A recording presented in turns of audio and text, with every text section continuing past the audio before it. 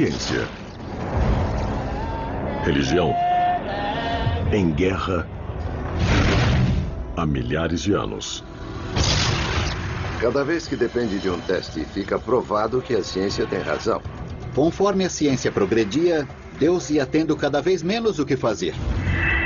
E ainda hoje pode ser que a fusão da fé com a tecnologia nos aproxime mais do que nunca da solução do grande mistério da vida.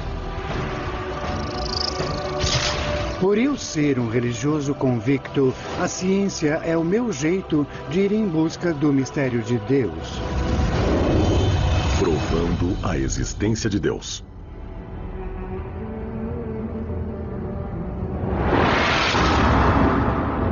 Durante séculos, a Igreja Católica esteve em guerra com a ciência, acreditando que sua existência poderia prejudicar os princípios mais sagrados da fé.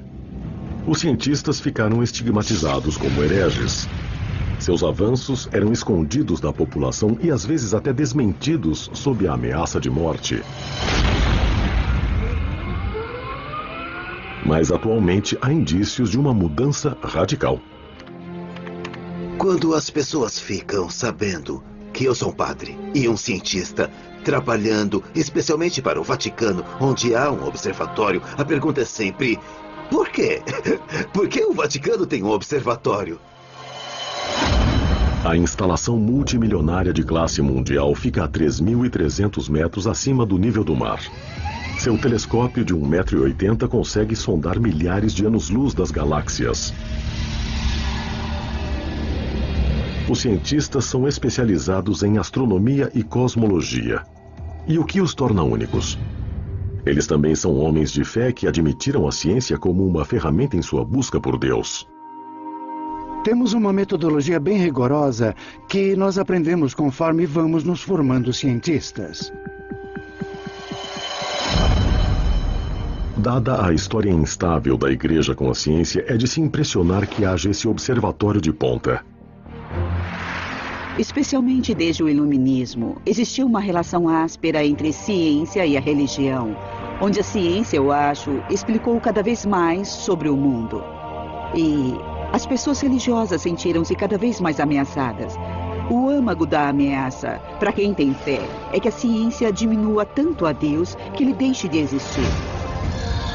E isso envolve todo um modo de vida, uma vida inteira de mundo.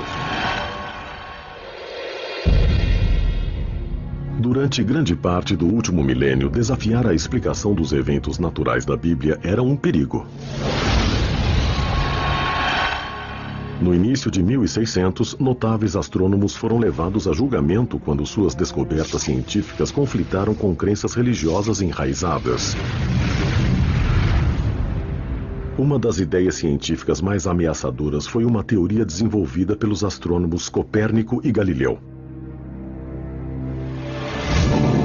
A Igreja ensinava que a Terra era o centro do sistema solar e que o Sol girava em torno dela. Mas Copérnico e Galileu sugeriram o contrário, que o Sol era o centro do sistema solar. As descobertas de Galileu foram recebidas por alguns da Igreja Católica como um problema. Ela se opunha à Bíblia que menciona. E então o Sol parou. Se na verdade é a Terra que se move e o Sol está parado, segundo a Igreja, isso gera um conflito. Desde a época de Galileu, acho que a Igreja Católica deu uma guinada. Graças a Deus. A admissão da ciência é uma mudança, mas a questão é: por que agora? A presença da Igreja no Observatório do Vaticano quer dizer que a Igreja reconhece o valor da ciência e do conhecimento que adquirimos através dela.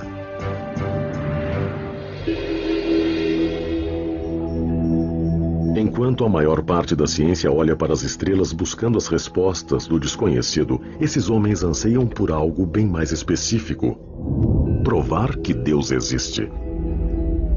Essa busca por provas de uma mão divina no trabalho do universo começa no momento de sua criação.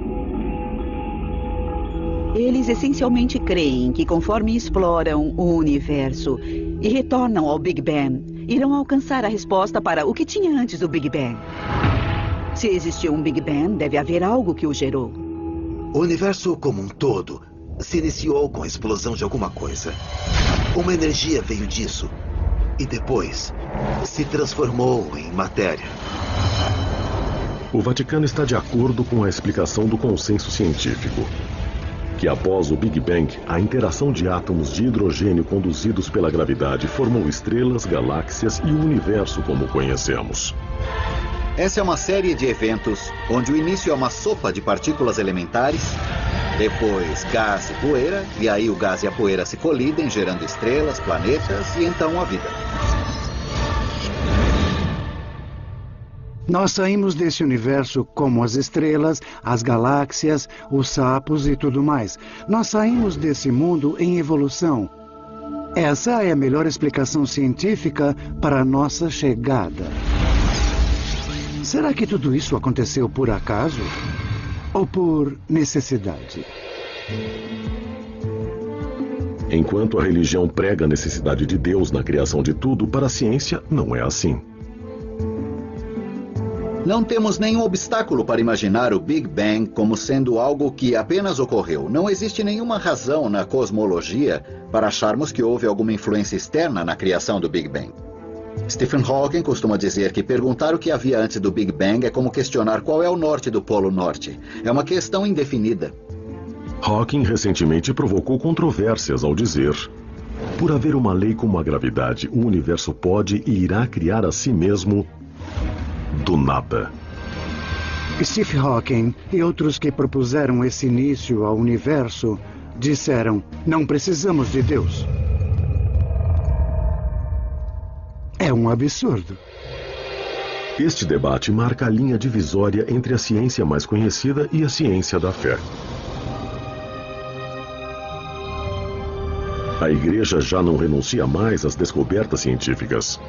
Ao invés disso, muitos, como o Padre Coyne, creem em um modelo que integre tanto a ciência como Deus. Isso é conhecido como a teoria do universo bem afinado. Ela sustenta que as condições exatas necessárias à criação da vida são tão precisas que não poderiam ter surgido por acaso. Para esses homens, o modelo de universo bem afinado é um projeto para a criação de tudo. E Deus é o arquiteto. Se cada uma dessas constantes não valesse o que nós medimos, vamos dizer, uma parte em 1 milhão, nós não estaríamos aqui. Essa é a noção de um universo bem afinado. Que as coisas são calibradas. É como um desabrochar. É no ponto. Nem quente e nem frio. E bum, nós temos um universo onde as pessoas são inteligentes e questionam grandes coisas. Você não prova que Deus existe, mas isso sugere muito que há um Criador. Se a teoria do universo bem afinado estiver certa, então Deus criou o universo todo, mas deixou os detalhes para a natureza. A pior coisa a se fazer seria dizer de imediato que foi Deus quem fez. Não pode ser tudo pré-determinado. Ele criou um universo que tem uma indeterminação, desde o micro até o macro.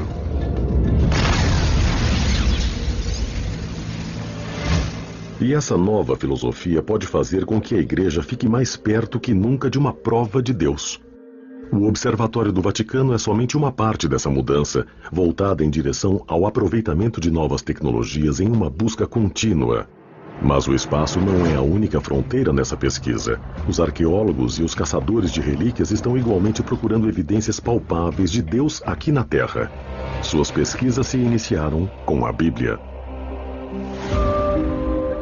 Ela tem estado no centro do conflito entre ciência e a fé desde o início.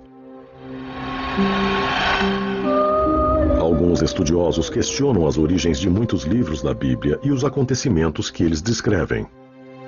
Se olharmos a Bíblia como um documento literal, a ciência aponta algumas divergências. Mas os fiéis verdadeiros a veem como a palavra literal de Deus. E agora eles usam a ciência para tentar provar isso. Se a investigação científica provar que alguns dos milagres bíblicos podem ter de fato ocorrido, muitos acreditam que isso também poderá provar a existência de Deus. Etiópia. Ao norte da Etiópia, um homem está na trilha da maior descoberta de todas. Fui treinado como um policial científico. Agora uso essas habilidades para tentar solucionar os antigos mistérios da Bíblia. Atualmente estamos em uma jornada bem empolgante para possivelmente resolver um dos maiores mistérios de todos os tempos. Sua missão: achar a Arca da Aliança Perdida, um baú misterioso construído para guardar as tábuas em que os 10 mandamentos foram escritos. Para muitos, a Arca é nada mais que uma lenda. Mas os fiéis creem, e isso irá revelar a prova física de Deus. De acordo com o Velho Testamento, Deus se comunicou com os judeus por meio dessa arca. Ali há um objeto que foi um sinal de Deus e a confirmação dele ter estado na Terra. Esse objeto fundamental da adoração dos judeus e, de repente, sumiu. E um puff saiu do nosso campo de visão. E ninguém sabe o que aconteceu com ele. Se a arca constitui uma prova definitiva de Deus, é um tema para debate. Mas primeiro, ela tem que ser achada. Assim como Cornuck, arqueólogos e pesquisadores vasculharam o globo buscando as pistas de seu paradeiro. Mas depois de milhares de anos, as pistas estão frias. Em sua busca, Cornuck mira uma área rica em possíveis evidências. Me falaram que puseram sangue nisso. Relatos históricos. O Albas está me mostrando um buraco que foi feito nessa pedra. Eles afirmam que aqui foi onde o mastro da tenda ficou. E a tenda era o tabernáculo. E novas pistas que logo poderiam levá-lo à arca.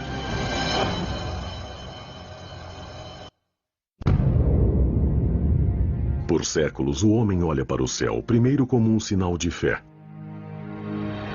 E depois, pela reflexão científica. Agora é o encontro dessas duas doutrinas opostas que podem conter a solução do maior mistério da vida, a prova da existência de Deus. Bob Cornuck está na linha de frente dessa busca por evidências concretas, na procura pela Arca da Aliança Perdida. Um dos artefatos mais importantes do Velho Testamento, existe a crença de que a arca contém o poder onipotente de Deus. Essa descoberta poderia mudar tanto a ciência quanto a religião. Mas ela está perdida há milhares de anos. Estamos procurando pela Arca da Aliança. Esse objeto fundamental da adoração dos judeus simplesmente saiu do nosso campo de visão. Estava ali por um momento e de repente desapareceu como um passe de mágica. Cornuck se concentrou na história da arca à procura de pistas essenciais. As instruções sobre como construir a arca foram dadas a Moisés por Deus como um projeto. Acredita-se que a arca é grande o bastante para conter as tábuas de pedra dos 10 mandamentos. Ela tem 1 metro de comprimento, 75 centímetros de largura e altura. Ela era banhada por dentro e por fora a ouro. Em cima da arca ficavam 2 anjos dourados. Dizem que tanto o poder como a ira de Deus descansam dentro da própria arca. Somente os sacerdotes mais devotos poderiam se aproximar dela. Se você não adorasse corretamente em frente à arca, seria morto. Ela podia destruir cidades, derrubar paredes, secar rios. Em 960 a.C., a arca foi colocada dentro do primeiro templo de Salomão, em Jerusalém. Esse relato no livro dos Reis é a última vez que a arca é mencionada na Bíblia. Ninguém na Bíblia fala, e a arca foi roubada ou ela foi destruída. Ela só deixa de existir. Os estudiosos da Bíblia divergem sobre onde e quando a arca desapareceu. Várias teorias persistem. Para Cornuck, a liderança mais forte surgiu de pesquisas iniciadas na década de 80 por Graham Hancock, um correspondente do The Economist. Hancock teorizou que a arca foi tirada do Templo de Salomão durante o reinado de um rei pagão.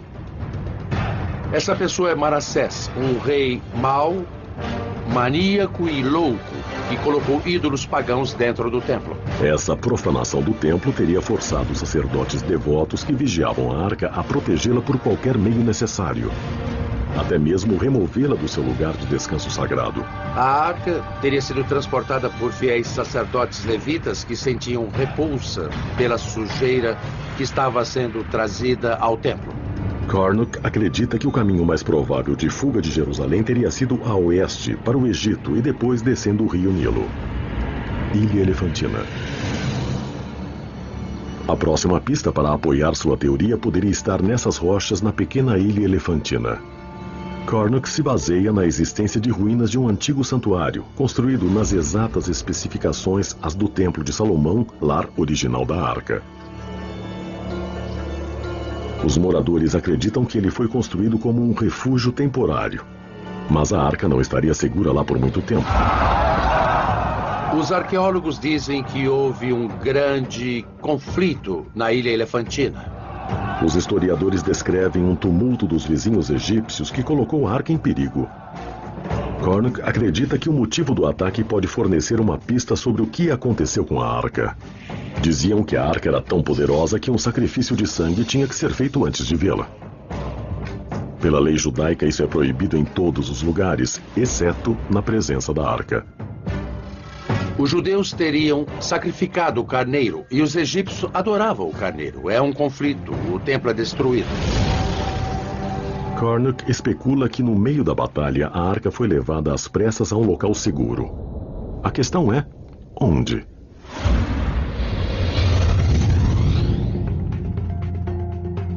A um continente de distância da Etiópia, o livro do Êxodo chamou a atenção de outro pesquisador que procura reduzir a lacuna entre ciência e fé.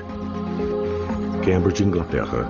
Tenho muita fé na ciência e acho que é possível ter uma visão científica completa do mundo que seja totalmente coerente. Mas eu também acho que se você olhar para a Bíblia, há esses indicadores que Deus de fato existe. O Sr. Colin Humphreys, um físico e cristão devoto, acredita que a ciência é a chave para desvendar os mistérios do Velho Testamento. E pode finalmente provar que Deus programou esses acontecimentos épicos. Sua investigação começa com um dos momentos mais emblemáticos da Bíblia: a divisão do Mar Vermelho. Egito. 1446 a.C. De acordo com o livro do Êxodo, Moisés e os judeus escaparam da escravidão, mas encontram-se encurralados entre a espada e o mar. Os judeus estavam de fato presos, eles não tinham saída. E de repente, vem esse vento que sopra o mar para trás a noite toda. E tem uma terra exposta. E os judeus pensam, Deus, que maravilha, e todos cruzam correndo. E claro, o exército do faraó os persegue logo atrás. Mas a água volta e atinge o exército.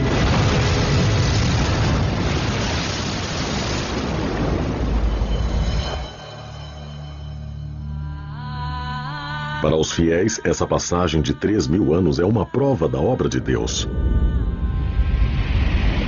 Mas a nossa compreensão da física moderna e da dinâmica dos fluidos levanta dúvidas.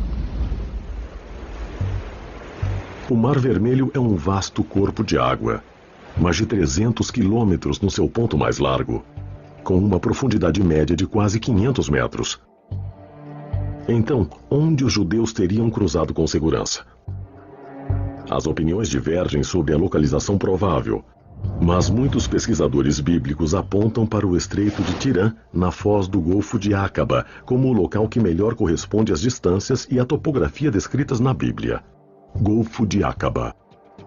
Aqui, o golfo se restringe a um canal de apenas 13 quilômetros de comprimento.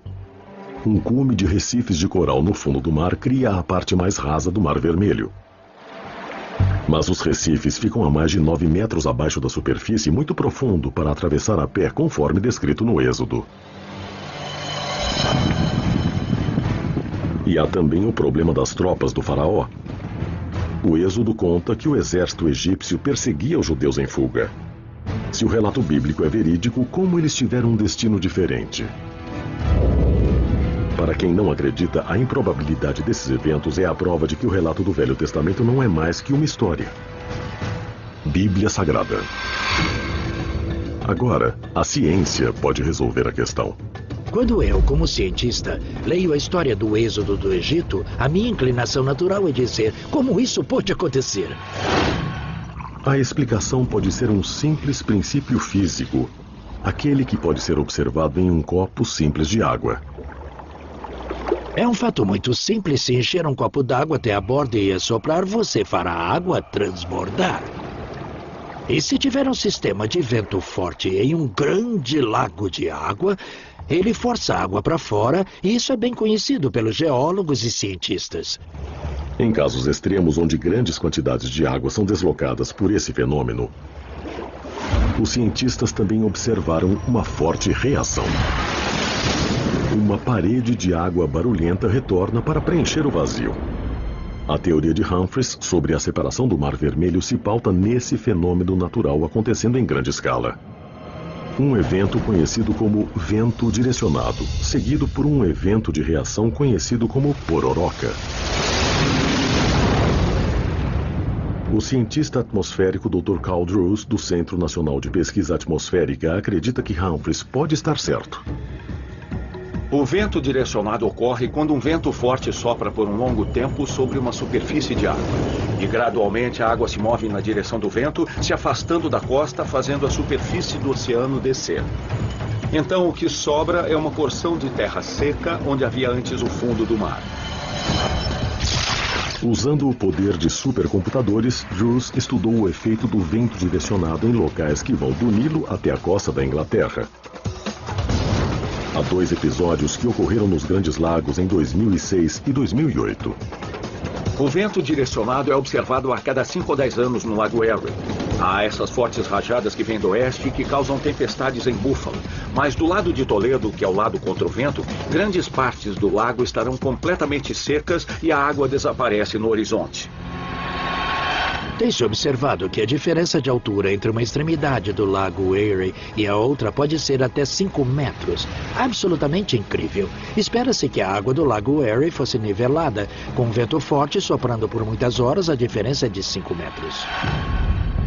Mas seria necessária uma tempestade de extrema força para partir o Mar Vermelho, até mesmo nas partes mais rasas de 9 metros do Estreito de Tirã. Para ocorrer um vento direcionado aqui, fortes rajadas teriam que soprar por horas em uma direção precisa. Para podermos ver um vento direcionado forçando a água por quilômetros, precisamos de uma longa extensão de água. Êxodo 14. Humphreys se volta para a evidência bíblica em busca de pistas sobre a tempestade. O relato no Êxodo descreve um vento forte vindo do leste que sopra a noite toda.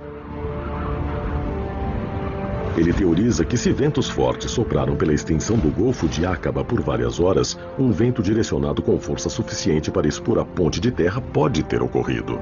O Golfo de Aqaba tem 180 quilômetros de comprimento e se fizermos as somas com um vento furacão, pode-se forçar a água para trás pelo menos 730 ou 1.600 metros.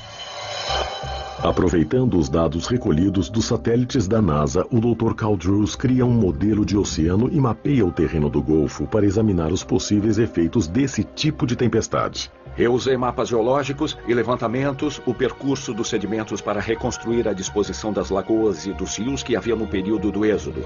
Depois, juntei isso com o modelo do oceano em um supercomputador e apliquei um vento digital, um vento soprando a 100 km por hora.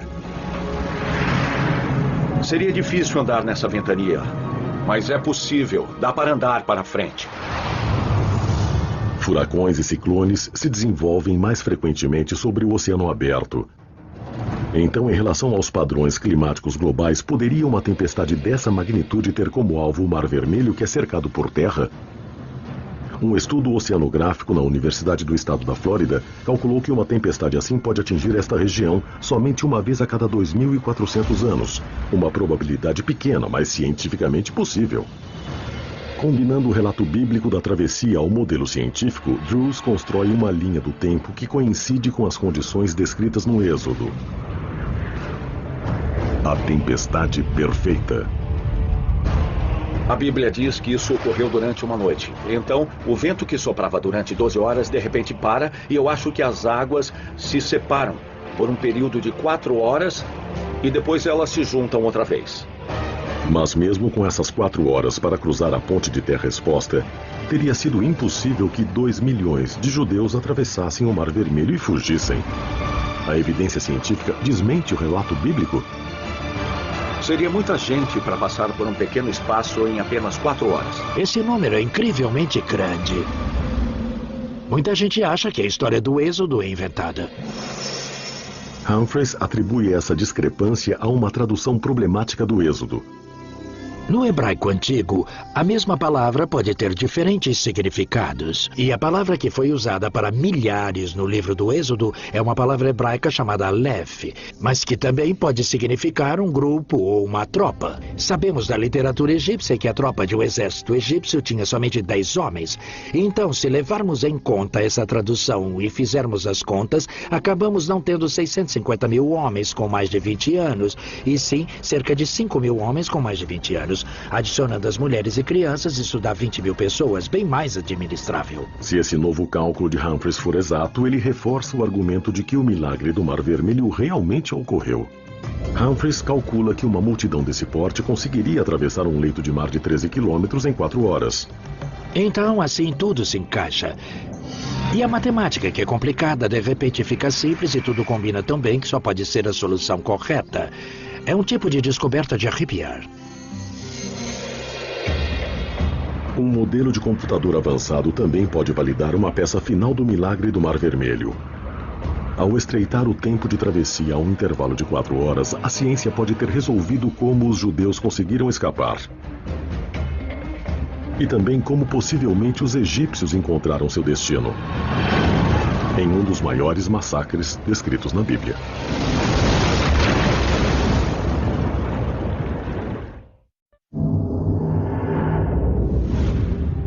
Desde a cosmologia e arqueologia para a oceanografia.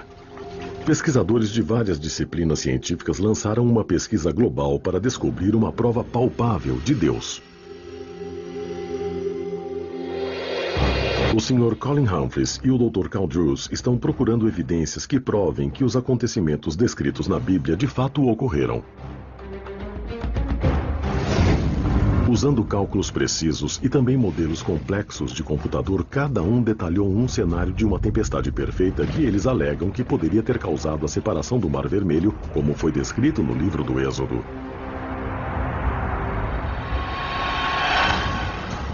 Segundo sua teoria, um fenômeno conhecido como vento direcionado causou ventos de força e duração raras que separaram as águas tempo suficiente para que os judeus cruzassem seu caminho para a liberdade através de uma porção de terra exposta. Mas o livro do Êxodo também descreve a destruição repentina do exército do faraó conforme eles perseguiram os judeus pelo leito do mar. Para explicar isso, Drews e Humphreys apontam para a força adversária natural que pode acompanhar os casos extremos de vento direcionado. Uma pororoca.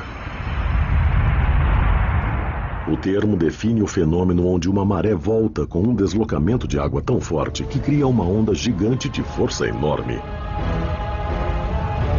Quando o vento para, de repente a água retorna e haveria essas paredes de água agitada vindo com tudo. E esmagando quem sobrou ali no caminho. Os cálculos de Drews revelam que um vento direcionado poderoso o bastante para dividir o Mar Vermelho teria desencadeado uma pororoca de enorme magnitude. Quando li essa história pela primeira vez, eu pensei, bom, se a água voltou, por que apenas não fugiram? Mas o que a matemática mostra é que, se você tem uma água que foi forçada para trás pelo vento direcionado e o vento de repente para, essa água volta em forma de pororoca. Ela não volta gradualmente, ela volta de repente mesmo. E é isso que fala o livro do Êxodo. Moisés estendeu a mão dele sobre a água e o vento parou de soprar. Se foi invocada pelas mãos de Moisés ou se foi uma reação natural do vento direcionado, uma pororoca com essa força teria destruído o exército do faraó em um instante. De repente, eles ouvem um barulho distante e olham e alguma coisa parecida com uma montanha de água caindo sobre eles pelos dois lados e pela parte de trás. Aquilo varreu aquelas pessoas para o mar. E é precisamente o que diz o livro do Êxodo. Então, até os detalhes no Êxodo se encaixam com o que sabemos pela ciência moderna. Essas pororocas são raras, e um modelo matemático preciso para prever esse fenômeno tem frustrado os cientistas há séculos. Até agora. A matemática é bastante complicada, é chamada de equação diferencial de segunda ordem. Há 300 anos não era possível fazê-las, há 200 anos também não. As pessoas não tinham nenhuma explicação, mas agora podemos dizer que se encaixa com a ciência moderna e que combina com o mecanismo natural. Somente com o advento dos supercomputadores, as previsões de fluidos dinâmicos desta complexidade foram possíveis. A tecnologia está abrindo uma nova fronteira na busca de Deus. Mas enquanto esses fenômenos naturais oferecem uma explicação científica para os acontecimentos descritos em Êxodo, somente isso não prova Deus. Pode ser que Moisés tivesse muita sorte. Pode ser que ele soubesse prever o tempo muito bem. Então você diz, por que chamamos isso de milagre? Foi por causa da precisão. Eles teriam sido destruídos. É um evento muito improvável de acontecer justo na noite que você precisa dele. Se Moisés tem essa sorte, todos devíamos apostar nele. Então foi essa precisão que mostrou a mão de Deus no evento.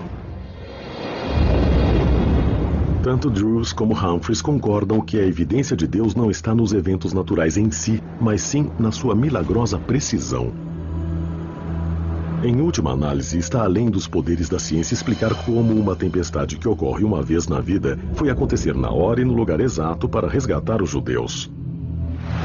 Eu acho que a ciência responde os comos, como isso aconteceu. E a religião responde os porquês. Algumas pessoas pensam que se for possível explicar um milagre, pode-se explicar tudo. Eu não acredito nisso. Nós devemos esperar que Deus opere no universo dentro das regras que Ele mesmo construiu. Então, para mim, isso não substitui a fé. Na verdade, é um salmo que diz que quando Deus abriu o Mar Vermelho, Ele não deixou suas pecadas na água. Então, obviamente, Deus não era visível. Enquanto seu trabalho tem estreitado a lacuna entre a ciência e o sagrado, esses cientistas admitem que, por enquanto, a fé é necessária para preencher as últimas lacunas. Os cientistas devem ser humildes e perceber quando sua ciência não alcança o sobrenatural. Nós só estudamos o natural. Então eu estudo o movimento do vento e da água.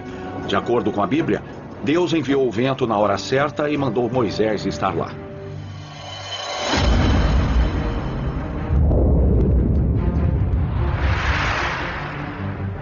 Em sua busca para encontrar a Arca da Aliança perdida e a prova de Deus que pode haver nela, Bob Cornuck seguiu a trilha de pistas até o norte da África. Se a Arca foi tirada do seu lugar de repouso de 300 anos na Ilha Elefantina, Cornuck acha que a rota segura mais provável teria sido seguir o Nilo até a Etiópia. E é até aqui que a busca de Cornuck o trouxe hoje. Estamos indo para Gondar, que é um lugar onde os judeus moram até hoje. E eles dizem que são os descendentes das próprias pessoas que trouxeram a Arca da Aliança para a Etiópia. Aqui os judeus constituem menos de 1% da população. Mas a existência dessa comunidade isolada não é prova concreta de que a Arca passou por aqui. A maioria dos especialistas acredita que a presença de judeus aqui é pura coincidência. Estudiosos consideram ridícula a ideia da Arca da Aliança ter vindo para cá. Nós vamos descobrir se os estudiosos podem estar errados.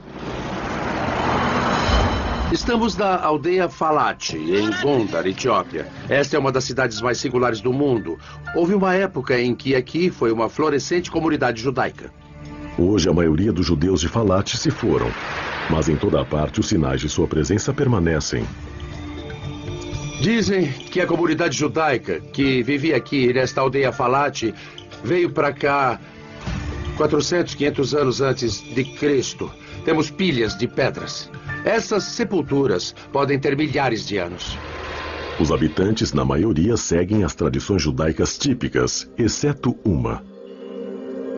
Eles fazem sacrifícios de sangue. Isso não é feito em nenhum lugar do mundo, mas é feito aqui, nesta aldeia Falate, há centenas, se não milhares de anos. Poderia ser esse um vínculo definitivo com a Arca? Cornuck procura a única rabina restante da comunidade falante. Tudo bem? Como vai? Há quanto tempo os judeus estão nessa área? Tá bom. Desde 500 anos antes de Cristo. Tá, ela disse que os judeus estão aqui desde 500 anos antes de Cristo, e é isso que eu acho que a nossa evidência mostra. Ela sabe que os falates fazem sacrifício de sangue?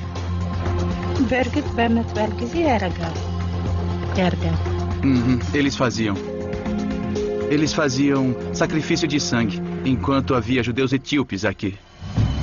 Os rituais de sangue apontam para a Arca, mas histórias não provam nada, e Cornuck sabe disso.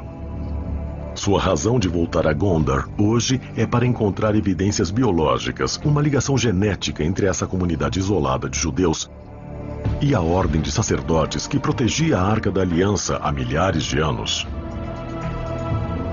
Será que ela nos permite fazer o teste nela, dentro da boca? Eu estou muito feliz por você testar o meu DNA. Cornuck está compilando um banco de dados de DNA dos judeus locais. Será uma busca em tempo intensivo que ainda tem que produzir resultados, mas a descoberta de uma única ligação genética aos levitas antigos poderia ser uma bomba. Se pudermos mostrar uma marca de DNA que os conecte a esse evento antigo, vai ser demais, fundamental para a teoria de que a Arca veio para a Etiópia. A triagem genética moderna pode ser uma ferramenta essencial em determinar uma ligação com a Arca. Mas a meio mundo de distância, outra equipe de pesquisadores pode ter tropeçado em uma ligação ainda mais direta a Deus, escondida em nosso DNA. A prova científica de Deus.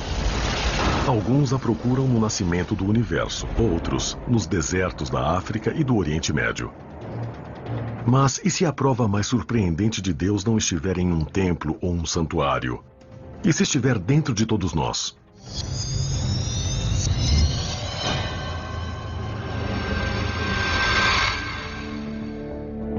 Uma pesquisa genética recente provocou um debate explosivo. Para explorar se podemos estar programados a acreditar em Deus. O renomado biólogo molecular Dr. Dean Hamer descobriu o que ele chama de gene de Deus. A prova de que a crença em Deus, ou talvez até o próprio Deus, está codificado em nosso DNA. Os cientistas tentam desmentir Deus há muito tempo. Não deu certo. E não há sinal de que vá funcionar no futuro. Há algo no fundo do nosso cérebro, na maneira como a espiritualidade toca nossa consciência. E isso, portanto, serviu de razão para a pergunta: existe alguma base genética para essa característica? O Dr. Hamer se deparou com o tópico por acidente. Eu estava estudando o papel dos genes em outros traços de personalidade na orientação sexual, os quais são conhecidos por terem um componente biológico. Aconteceu de eu estar usando um questionário de personalidade que incluía um item chamado autotranscendência.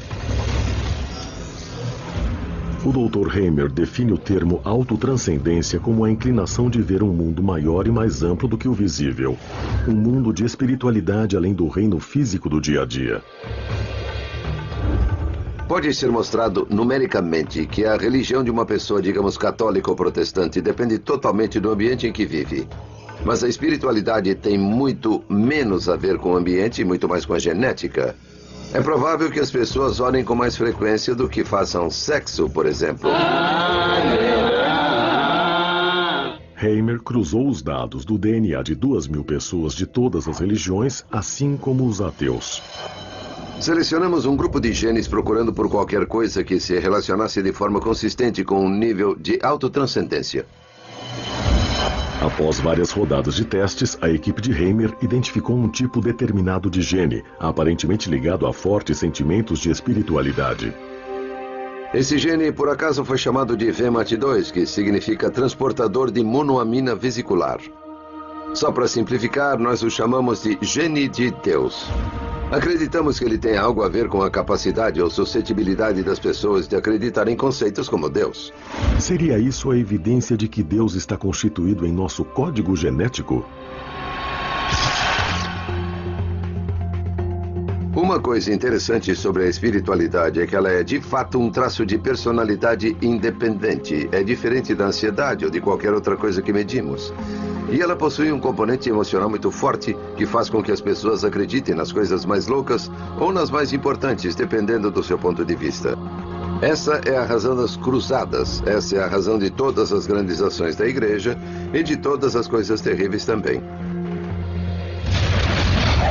Hamer diz que o gene de Deus age como uma droga que banha o cérebro humano com neurotransmissores chamados monoaminas que regulam o humor e a percepção.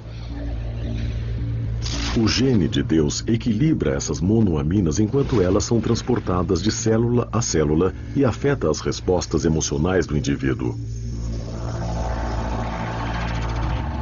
O gene VMAT2 existe em todas as pessoas. Assim como todos nós temos genes da cor do cabelo e dependendo de exatamente quais alelos do gene você tem e quais as combinações de genes, isso irá determinar se seu cabelo é loiro ou preto, ou se você é maior ou menor no nível de autotranscendência. Quanto mais forte for o alelo ou a versão do gene que a pessoa tiver, mais provável será que ela sinta a presença de Deus. Durante sua pesquisa, a equipe de Hamer detectou outro fenômeno.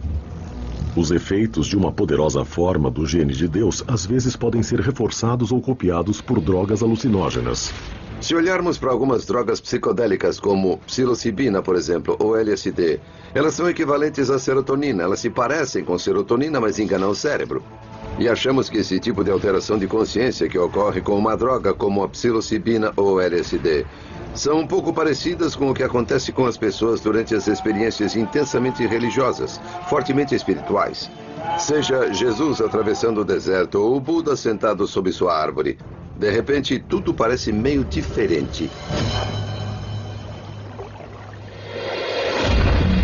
De acordo com as descobertas de Hamer, as reações químicas reguladas pelo gene de Deus poderiam ter sido responsáveis por alguns dos milagres descritos na Bíblia, como Moisés e a sarça ardente. Moisés estava viajando, basicamente. Agora, pode ser que ele estivesse em uma viagem porque Deus estava falando com ele na sarça ardente, ou pode ser que ele estivesse em uma viagem porque misturou um cogumelo ruim na sopa naquele dia. Não tenho como saber ou prever isso, mas o que sei é que as suas experiências implicaram em mudanças no nível dessas monoaminas em seu cérebro. Isso não quer dizer que as experiências religiosas são como drogas, só quer dizer que ambas funcionam nos mesmos caminhos do cérebro. Possuir o gene de Deus que o torna mais espiritual é como ter um pouquinho mais de psilocibina em toda a sua vida. E isso só faz o cérebro ser um pouco mais suscetível a esses tipos de ideias. Se você tem fé, pode dizer, olha, isso prova que Deus nos fez para que possamos compreendê-lo. E isso comprova a existência de Deus. Se for um ateu, pode falar, olha, isso prova que o cérebro simplesmente inventa Deus de qualquer maneira. É um monte de química. Deus não existe. Mas se ele não está lá para ligar o homem a Deus, por que algo como o gene de Deus evoluiria? Alguns biólogos acreditam que nas antigas sociedades humanas, onde os membros da mesma tribo adoravam um deus ou deuses comuns, um gene de Deus em alto grau de funcionamento tornou mais fácil que eles trabalhassem juntos e se protegessem. Em ambientes sociais cooperativos, um forte gene de Deus pode ter sido uma vantagem evolutiva. Mas a ciência também está revelando que a espiritualidade tem uma vantagem física. Existem muitos dados agora que mostram que pessoas mais espiritualizadas e religiosas tendem a viver um pouco mais, pois elas tendem a se recuperar de uma doença um pouco mais rápido. Acho que há muitas possibilidades de como esse tipo de gene conseguiu se manter na mistura e sobreviver à evolução recente. A causa desse benefício ainda está para ser determinada, mas o efeito é uma área onde a ciência e a fé estão trabalhando juntas para buscar avanços. É um relacionamento que Hamer observa de perto. A ciência e a fé estão em guerra há muito tempo. E até agora, sempre que depende de uma prova, acontece da ciência estar certa. A Terra não é o centro do universo, está somente circulando ao redor do Sol. A evolução ocorreu mesmo, estamos relacionados a outros animais e não somos algo singular que foi colocado aqui. Onde a religião acerta e a ciência erra é que a ciência não conversa com as necessidades emocionais das pessoas. A ciência não muda a consciência das pessoas do jeito que a religião muda. Os cientistas poderão explicar as origens da consciência humana? Ou é uma questão de fé?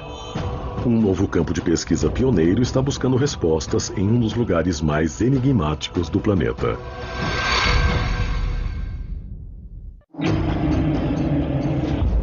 Por toda a história, o homem se esforça para explicar a sua própria existência. E durante séculos, essa pesquisa levou a uma resposta: Deus. Os avanços científicos do século passado levantaram dúvidas sobre a existência de um ser supremo. Mas agora a fé e a ciência estão se encontrando para tentar resolver a nossa maior questão: será que Deus existe?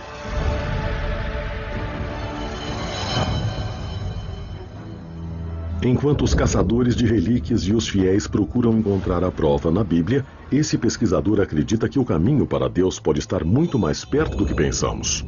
Sua busca por respostas o levou a investigar os funcionamentos mais internos da mente humana. O Dr. Andrew Newberg, diretor de pesquisa de medicina integrada da Universidade Thomas Jefferson, estuda o que acontece com o cérebro humano quando ele contempla Deus e o mundo espiritual. Acho que estamos em um ponto interessante onde temos a chance de juntar ciência e religião de uma forma que nunca pudemos fazer. Há um senso do cérebro humano que nos permite explorar o mundo cientificamente e pensar nas coisas de forma religiosa ou espiritual. Usando escaneamentos cerebrais de baixa radiação, Newberg, na verdade, consegue assistir mudanças físicas ocorrerem no cérebro enquanto uma pessoa ora ou medita. Decidimos analisar as pessoas que realizavam uma variedade de práticas religiosas e espirituais durante muitos anos. Nosso trabalho inicial foi feito com pessoas que eram muito firmes em meditação budista tibetana. Também analisamos um grupo de freiras que estavam engajadas em suas crenças religiosas há mais de 50 anos. O que fizemos foi usar um scanner que fotografava o cérebro deles. Fotografamos enquanto repousavam e também quando não faziam nada em particular. Depois tiramos mais uma foto do cérebro deles enquanto meditavam ou praticavam as suas orações. As áreas que pareciam ser mais afetadas durante essas práticas incluem uma parte do cérebro chamada lobo frontal, logo atrás da testa. E essa é uma parte do cérebro que normalmente funciona quando concentramos nossa mente em alguma coisa. Nas análises de Newberg, o lobo frontal acendeu da mesma forma que faria se os indivíduos estivessem concentrados em um problema de matemática difícil. Os monges tibetanos mostraram um aumento da atividade em seu córtex visual porque estavam se concentrando em objetos sagrados. Quando olhamos as freiras que estavam somente orando, não vemos as áreas visuais se conectarem ao cérebro, mas na verdade vemos as áreas verbais ligarem. Faz sentido, pois é uma oração, é uma prática verbal. Mas as análises também revelaram algo inesperado. Outra área que ficamos particularmente interessados é uma área chamada de lobo parietal, que fica na parte superior atrás do cérebro. O que achamos muito interessante nas pessoas que meditavam e nas freiras que oravam é que essa área do cérebro de fato se acalma durante essas práticas. O lobo parietal é a parte do nosso cérebro que monitora e reforça um sentido do nosso ambiente imediato ao redor. Então, quando o Dr. Newberg viu o lobo ficar escuro, ele testemunhou os indivíduos perderem mentalmente a noção de seu espaço, tornando-se um com o universo. E o cérebro está dizendo, sim, é verdade, você deve sentir essas coisas, pois o lobo parietal escurece e o lobo frontal acende. Passamos por uma experiência em que a pessoa de fato se perde, perdendo também a capacidade de perceber o espaço e o tempo do modo que percebemos. As análises do Dr. Newberg seriam a prova de Deus? Analisei uma freira que sentiu que estava na presença de Deus. Eu posso lhe dizer como o cérebro dela fica quando ela acredita que está junto dele. A análise não diz se Deus está na sala com ela ou não. E o que é importante no contexto dessa pesquisa é que é nessas experiências que as pessoas dizem, encontrei Deus. Ou descobriram alguma coisa que liga totalmente o nosso universo, uma conexão global que quando olhamos nossa realidade material não conseguimos enxergar.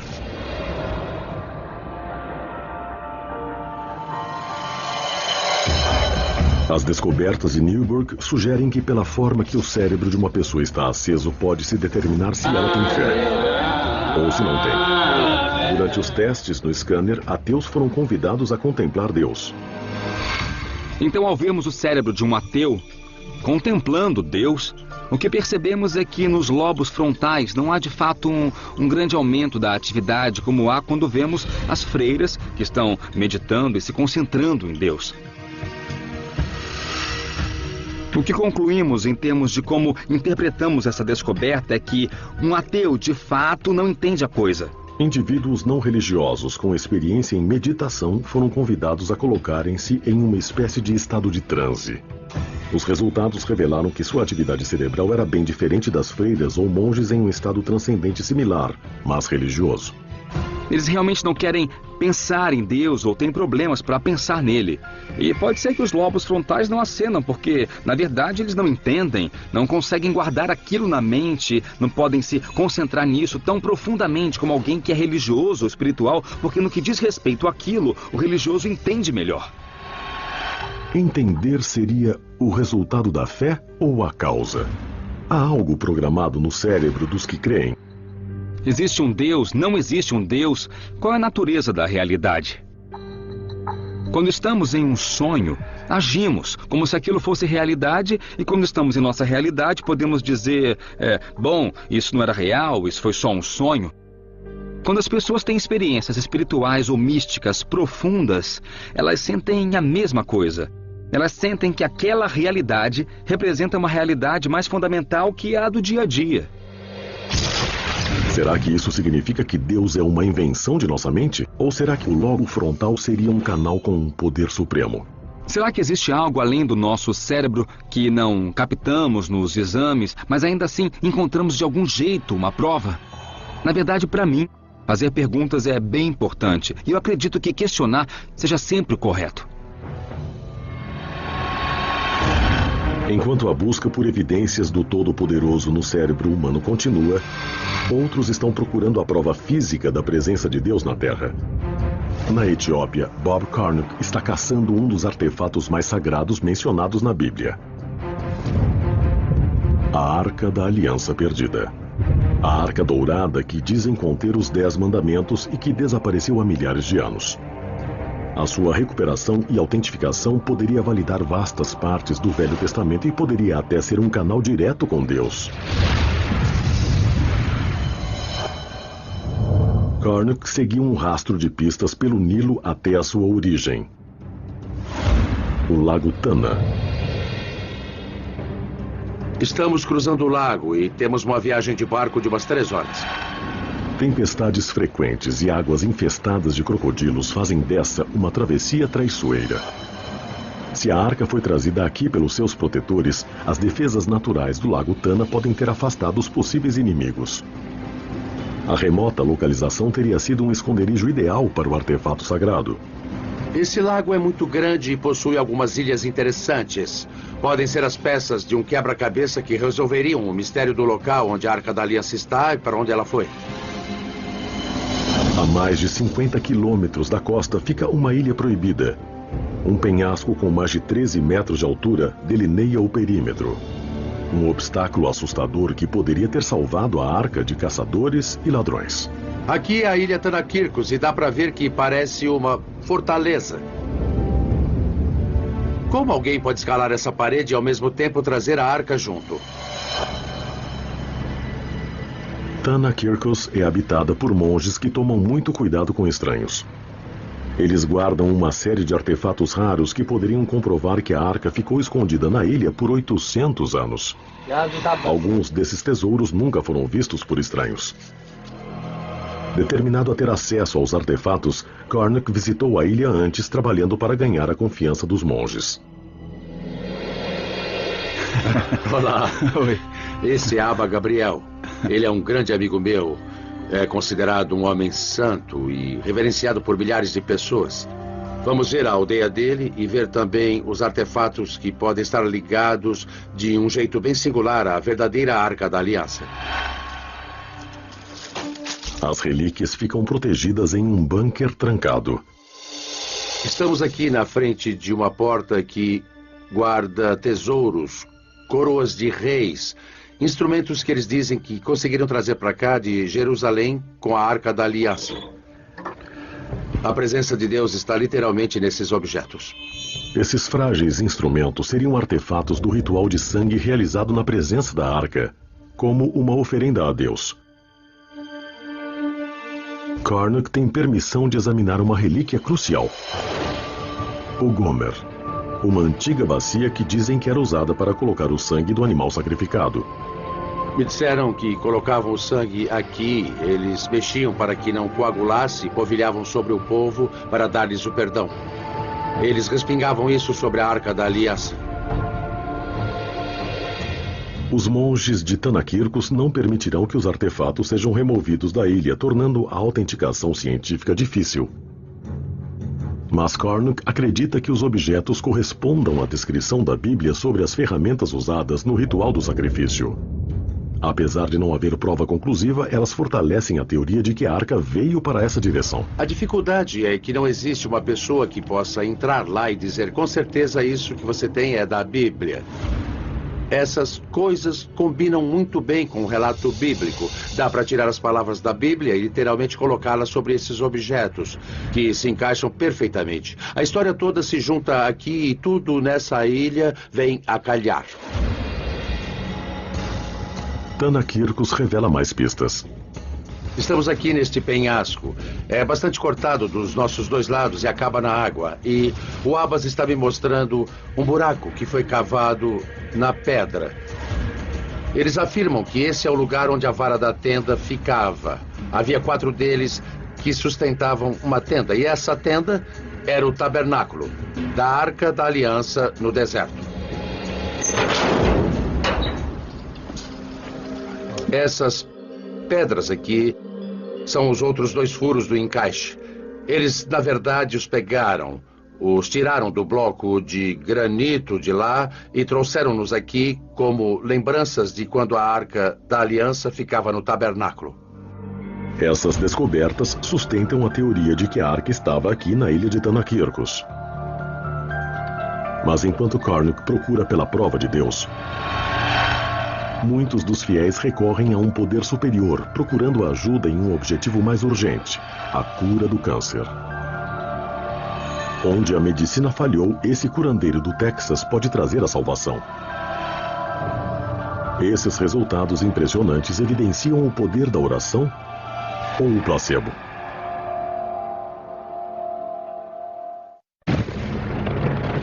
Na busca mundial pela prova da existência de Deus, os neurocientistas estão explorando a complexa relação entre a espiritualidade e o cérebro humano. Usando tomografias, o neurocientista Dr. Andrew Newberg observou mudanças químicas no cérebro quando uma pessoa ora ou medita. Através de uma série de estudos, ele identificou o lobo frontal do cérebro como o epicentro da experiência religiosa e espiritual. O cérebro tem o poder de curar?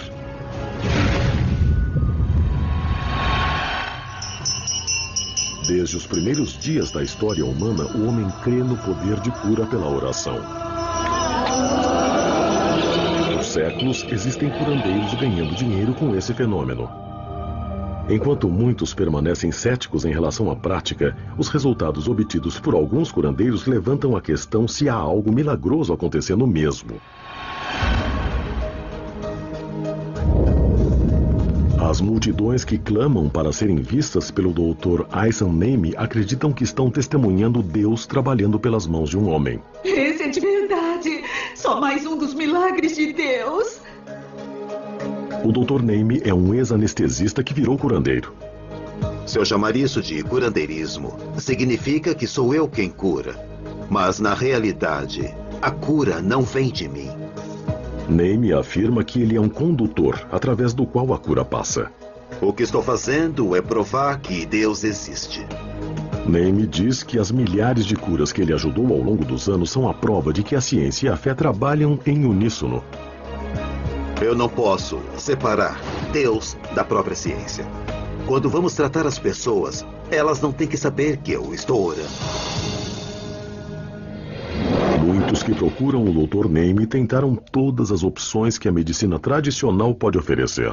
Eu tenho câncer de ovário e procuro por um milagre. Estou no final da linha quanto aos medicamentos. Fiz 3 cirurgias. Então, eu espero por um milagre. Estou rezando para que aconteça. Embora o prognóstico pareça sombrio, as histórias de alguns dos ex-pacientes do Dr. Name parecem dar esperança.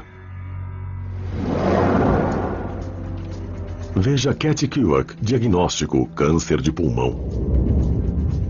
Eu nunca vou esquecer o momento em que o Dr. Name estava orando no meu ombro e depois no meu externo, na região do peito. E, de repente, meus pulmões se abriram pela primeira vez na minha vida e dei a maior puxada de ar fresco que já senti entrar em meus pulmões. E eu não parava de dar essas respiradas longas. Ele apenas se abriu. E eu não pude acreditar. Ela veio com o estado de espírito certo. É por isso que sentiu a cura bem rápido. Uma semana após a visita ao Dr. Name, os exames revelaram um resultado impressionante. O tumor desapareceu. O oncologista de Kathy não podia dar nenhuma explicação médica. Ele disse, eu nunca diria isso aos meus pacientes. Ele falou, foi embora. Sumiu totalmente. Ele disse, Kathy, você foi abençoada com um milagre. Não deixe ninguém fazê-la pensar diferente. Kerouac tinha aparentemente vivenciado um milagre. Mas esse fenômeno que poupou uma vida foi um exemplo da misericórdia de Deus? Ou foi o efeito placebo ligando o cérebro para curar o corpo por conta própria? Quando as pessoas se envolvem em estados e rituais de profunda espiritualidade, o seu corpo e o seu cérebro mudam. E isso muda talvez a forma que o seu sistema imunológico funciona. Muda o modo como o cérebro e o corpo reagem a diferentes coisas. Muitos cientistas tratam o efeito placebo como algo falso. Mas, de fato, é uma forma de agir muito poderosa do cérebro e pode mudar a maneira como o nosso corpo funciona. Ainda está além do poder da ciência determinar se a cura de Kathy foi um resultado da graça de Deus ou da graça do seu gene de Deus. Mas quer sejam os resultados comoventes da cura pela fé a prova de Deus ou somente a prova do poder do placebo, a busca por evidências científicas de um poder superior continua. Durante séculos, especialistas de todo o mundo têm caçado artefatos religiosos perdidos, procurando evidências que pudessem provar passagens da Bíblia e, finalmente, Deus. Na trilha da Arca da Aliança Perdida, Bob Cornuck veio até o norte da Etiópia para examinar uma importante peça de evidência que liga a arca até a ilha de Tanakirkos. Essa é a primeira vez que deixaram Cornuck ver o documento. É um texto antigo, aos pedaços. Esse livro aqui tem 1.700 anos, dá para ver a pátina nele, é de pele de animal. O livro apresenta uma imagem surpreendente que poderia confirmar a teoria de Cornuck de que a Arca da Aliança foi trazida para cá. Conforme eu estava examinando o livro, achei esse desenho muito original. Vemos Maria e Jesus vindo para a ilha de Tanakirkos. Por que Jesus veio a essa ilha? Os estudiosos vão ter que se virar para descobrir. Mas pense nisso. Quando ele tinha 12 anos, voltou a Jerusalém após um exílio no Egito. O primeiro lugar que ele visitou foi o templo. Ele disse aos seus pais onde esperavam que eu estivesse. Aqui o vemos vindo a essa ilha. Aqui é onde o templo portátil ficaria, o tabernáculo que guardava a Arca da Aliança. E temos o registro escrito de 1.700 anos. Transmitida por gerações, a história verbal de Tanakirkos coincide com o relato no Antigo Texto. Jesus Cristo estava aqui, você acredita? Sim, 3 meses e 10 dias. 3 meses e 10 dias. Isso. E esses livros falam sobre isso? Sim, eles falam de Santa Maria e sobre Antes Jesus. De Santa Maria, Jesus. Da imagem. Da imagem. E da história. Da história. É isso. Essa imagem antiga pode ser uma descoberta épica. Se Jesus viajou para essa ilha remota, isso pode ser um sinal de que algo de vital importância estava aqui. Enquanto Cornuck fica um passo mais perto da arca, outros pesquisadores continuam buscando a prova de Deus dentro do cérebro humano.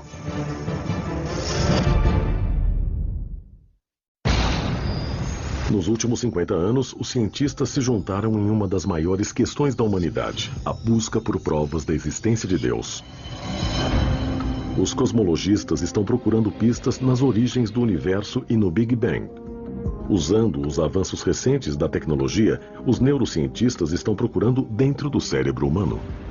Eles estão começando a explorar como nosso relacionamento com Deus pode ser determinado por nossa química cerebral.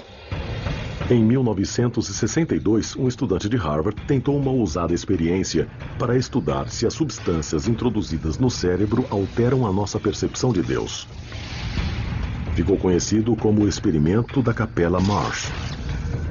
O objetivo do estudo foi determinar se um alucinógeno introduzido no cérebro de um indivíduo devoto cobaia poderia criar uma sensação de que ele estava diretamente na presença de Deus.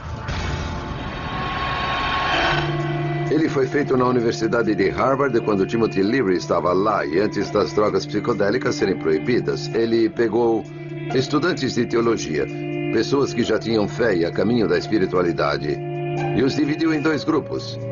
E para um grupo, ele deu psilocibina, um alucinógeno muito potente. A psilocibina desencadeia alucinações, alterando a quantidade de serotonina liberada no lobo frontal, o centro de controle emocional do cérebro. Ele também é ativado durante a meditação e a oração. Para outro grupo, ele deu uma droga mais controlada, que ia fazê-los sentirem-se aéreos, mas não alucinados. E aí todos foram para uma missa de Sexta-feira Santa na capela e ouviram um sermão de um ministro bem conhecido da capela de Harvard. Os indivíduos do estudo que tomaram a falsa droga relataram que a missa parecia como qualquer outra.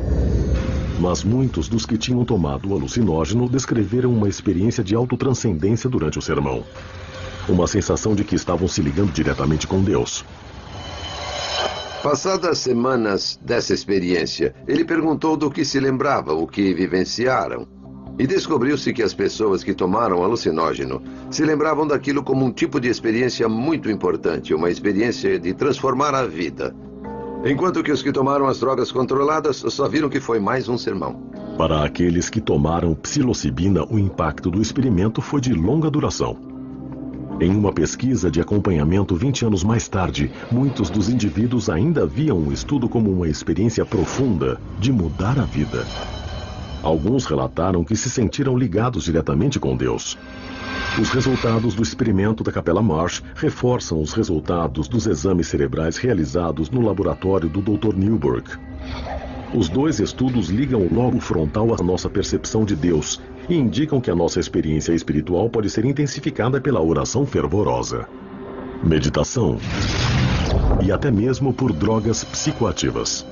Será que essas experiências intensas induzem a uma ilusão de que estamos ligados a um poder superior? Ou será que desencadeiam uma parte do cérebro projetada para ser um canal entre o homem e Deus? Um estudo mais profundo do lobo frontal pode ser a chave para provar a existência de Deus.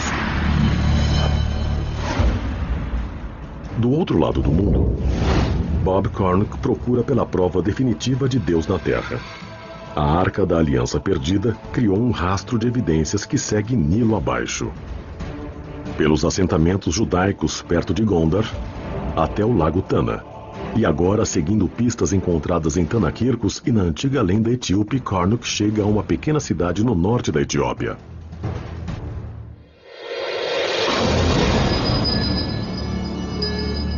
É o fim de uma longa jornada para mim. Como é que eu fui acabar aqui, de tantos lugares, para essa antiga aldeia empoeirada de Aksum? Aksum nem sempre foi uma cidadezinha agrícola. Há 1500 anos, ela era a capital vibrante do Império Aksumita, um estado-nação que dominava o comércio no norte da África com o poder que rivalizava com Roma. Os reis de Aksum apreciavam demonstrações luxuosas de sua riqueza e colecionavam tesouros do mundo antigo ao redor. No século IV d.C., o governante de Aksum, em teoria, capturou o maior troféu do mundo cristão. Ezana foi para a ilha de Tanakirkos, pegou a arca e a trouxe aqui. Ele a trouxe para esse local. Em frente às ruínas de uma igreja grandiosa construída por Ezana, Cornuck vê que a prova está bem debaixo de seus pés. Pedras com o dialeto etíope do século IV chamado Ge'ez detalham o roubo da arca e sua chegada triunfante aqui. Nós estamos andando nas pedras da fundação da mais antiga igreja da África subsaariana. E foi para cá que o rei Ezana, no século IV, trouxe a Arca da Aliança.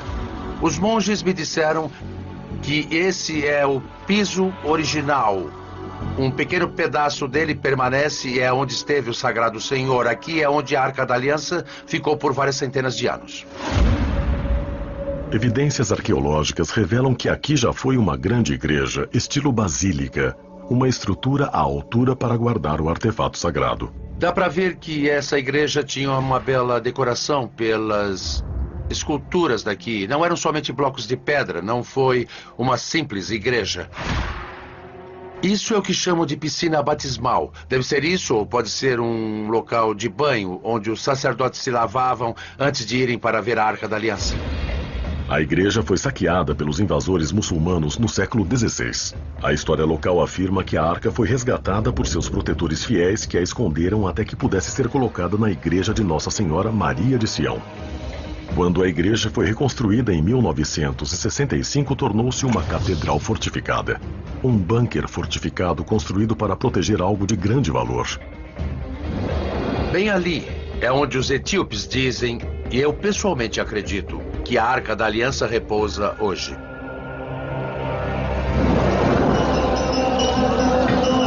Os moradores de Aksum acreditam que a Arca e os 10 mandamentos estão dentro de uma catacumba altamente segura. Um esquadrão de adoradores dedicados é a primeira linha de defesa. Voluntários equipados com rifles de assalto vigiam esse local dia e noite. Ele disse, há 6 anos, eu sou guarda dessa igreja. A segurança desse local é muito severa. Mesmo se um intruso conseguir passar pelos guardas armados, há um outro sistema de segurança dentro da igreja. E não é só um edifício grande, com a arca sagrada dentro. Na verdade, existe uma sequência de corredores ali dentro, como um labirinto. Dizem que os corredores são feitos de concreto e são muito estreitos, com curvas bem fechadas. É impossível se mexer ali carregando um objeto grande, como a Arca da Aliança. Mas a maior proteção da arca que existe pode ser a sua própria reputação. Os etíopes creem que ela tem grandes poderes. Eles acreditam que se você ficar na presença desse objeto e não estiver com o coração puro, você vai cair morto, que será queimado vivo. Eles têm a convicção de que essa arca tem poderes supremos bem acima do que imaginamos. Há menos de uma década, 3 monges teriam se esgueirado até a câmara e pararam diante da arca. Um homem morreu no local. Outro morreu 2 semanas depois. Vim até aqui logo após que ouvi falar sobre isso. Me reuni com a família, fui ao túmulo, o vi. O terceiro homem ficou com uma visão muito ruim e ainda está vivo hoje.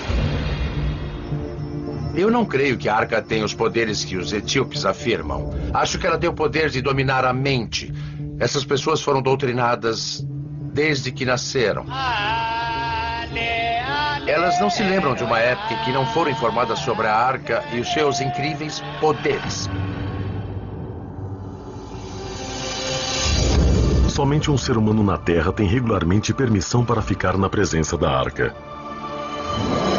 Esse homem seria a chave para revelar o poder de Deus na Terra?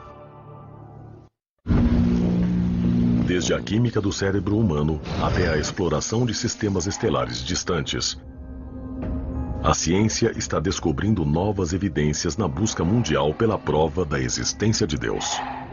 Armados com as mais recentes técnicas de análise científica, pesquisadores e arqueólogos de todo o mundo estão caçando o artefato mais cobiçado da Bíblia, a Arca da Aliança. Se a acharem, ela pode ser uma evidência do próprio Deus. Para Bob Cornuck, a busca de sua vida o levou a uma igreja na Etiópia rural.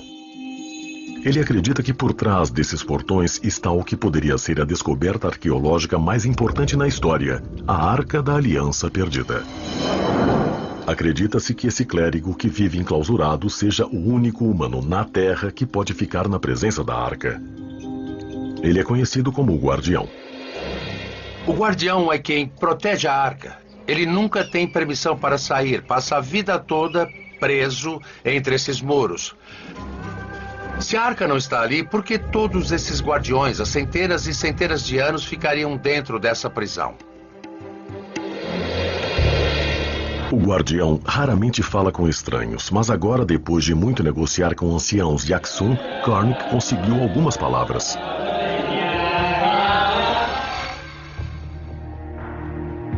Aqui, em imagens raras, o guardião fala com Karnak através de um pequeno portão na parte de trás da instalação. A sua saúde está boa para adorar com a arca? Você está se sentindo bem? Ele está falando que ele somente faz as suas orações. Orações. Isso mesmo. Obrigado pela atenção. Tá bom, obrigado. Após poucos minutos, o guardião retorna ao seu posto. Bob Karnak está a poucos metros de distância do que pode ser o local de repouso da arca. Mas hoje, ele não vai chegar mais perto. Eu me encontrei com o guardião, segurei sua mão e olhei em seus olhos, os mesmos olhos que possivelmente contemplam a Arca da Aliança. Karnak espera que o seu novo acesso ao guardião e seu relacionamento contínuo com os anciãos de Axum um dia traga a recompensa máxima, a oportunidade de ver a arca. A Arca da Aliança é a preciosidade, é a menina dos olhos de toda a arqueologia. Se alguém chegasse em mim agora e dissesse, Bob, você passará por aquela porta e verá a Arca da Aliança, se eu faria isso, eu agarraria essa chance. Esse é o maior achado arqueológico da história.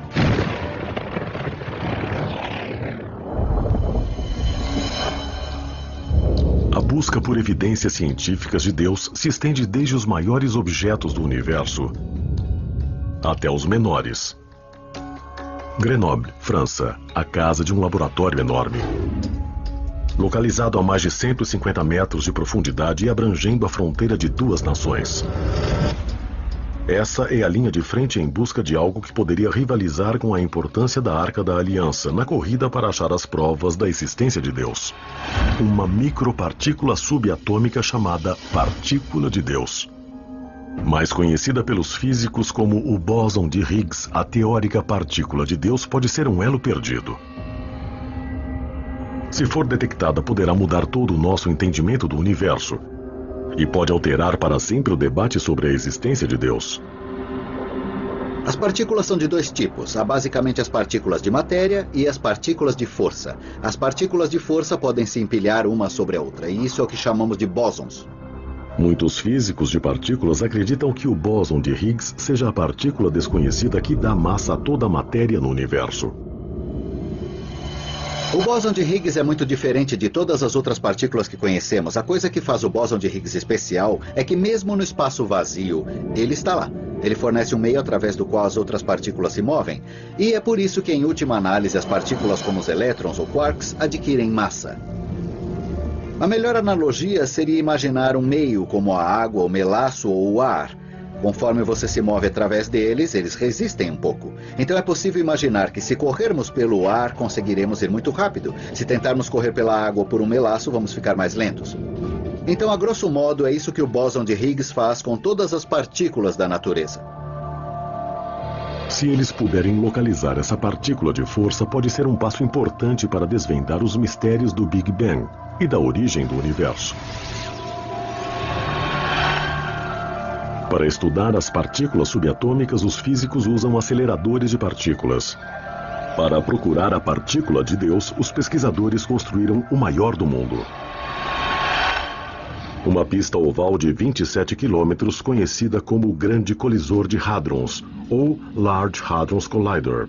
Os instrumentos que temos no Grande Colisor são essencialmente as máquinas mais complicadas e mais precisas já construídas pelos seres humanos.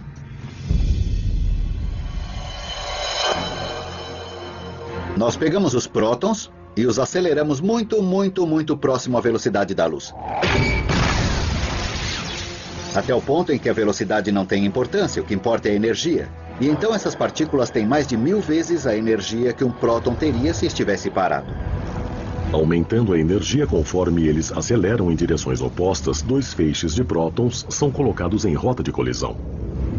Quando eles sofrem a colisão, o impacto resultante explode cada um numa cascata de partículas ainda menores, incluindo diferentes tipos de bósons.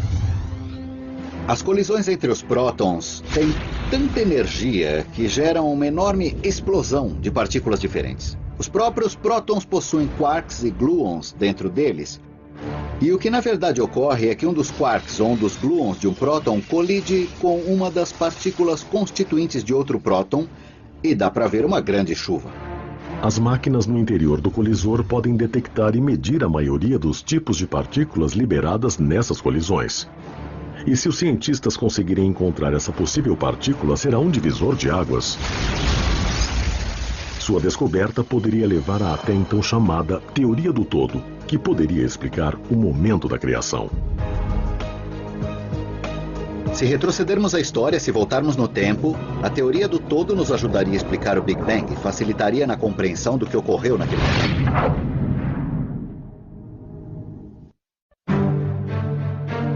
Pesquisadores ao redor do mundo estão ampliando os limites de nosso conhecimento científico, abrindo uma nova fronteira na busca épica da humanidade para achar as provas da existência de Deus.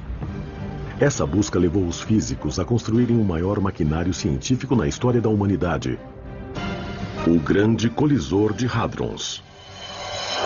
O acelerador faz colidir em feixes de partículas subatômicas com energias que se aproximam daquelas encontradas momentos após o Big Bang.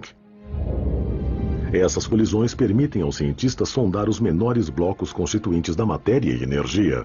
Como Einstein diz que E é igual a mc ao quadrado, a energia é proporcional à massa.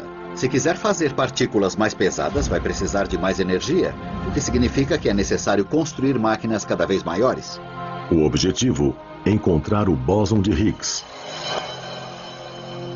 mais conhecido como a partícula de Deus. Sua descoberta poderá revelar um modelo padrão, uma teoria que resume o nosso conhecimento de mecânica quântica, eletromagnetismo e física de partículas. Encontrar o bóson de Higgs seria realmente um triunfo da imaginação humana. É o último ingrediente da física de partículas do modelo padrão, a última peça do quebra-cabeça.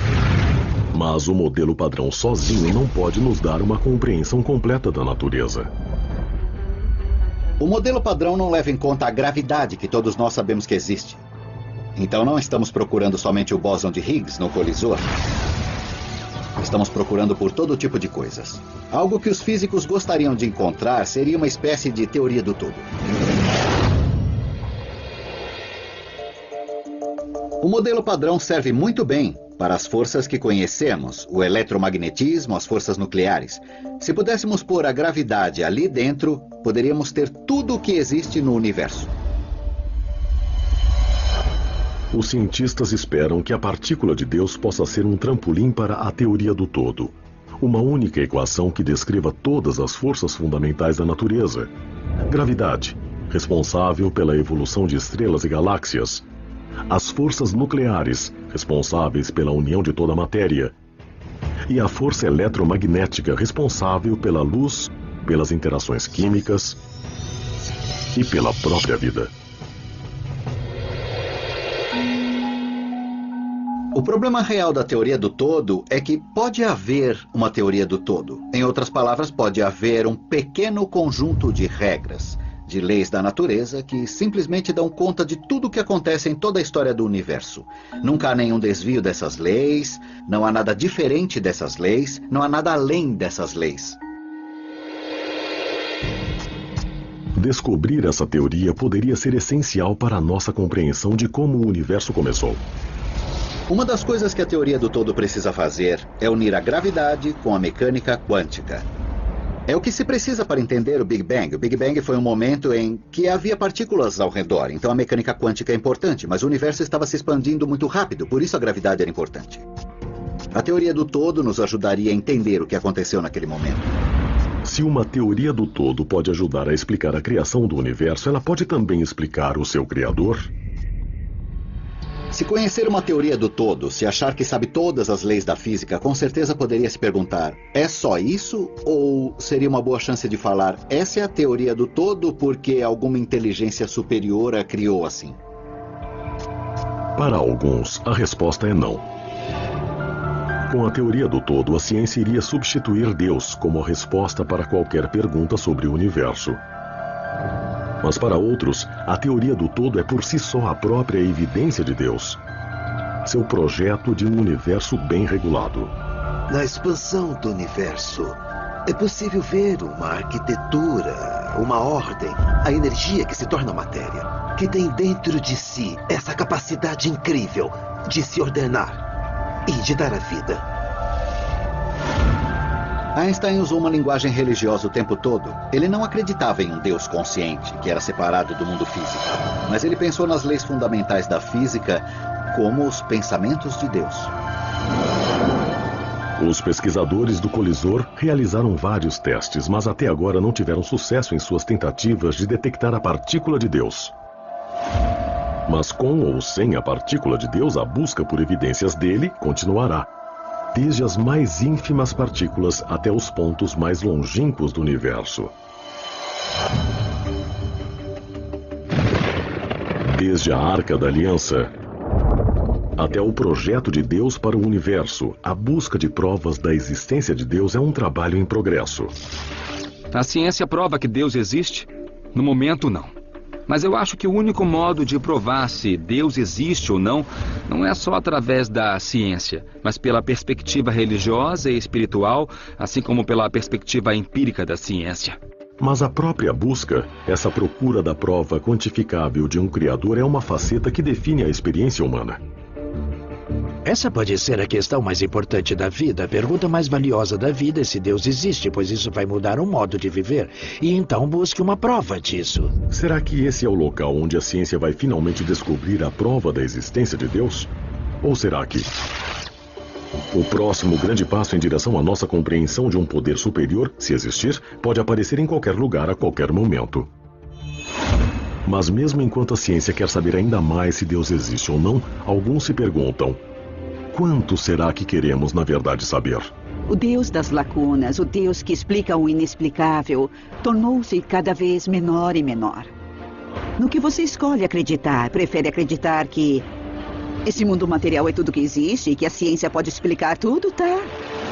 Esse dilema confronta até mesmo o mais pragmático dos cientistas.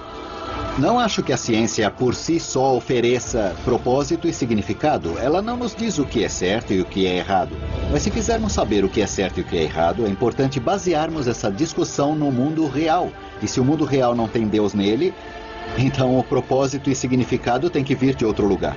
Mas conforme a busca de Deus avança, ela inspira os estudiosos e cientistas que veem seu trabalho como uma aproximação da lacuna que ainda separa a fé dos fatos. Eu diria que as pessoas que veem o mundo como um cientista são como pessoas que enxergam com um olho só, como num telescópio.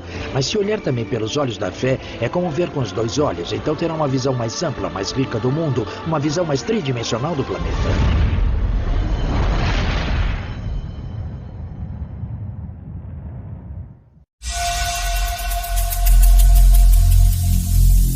Every single day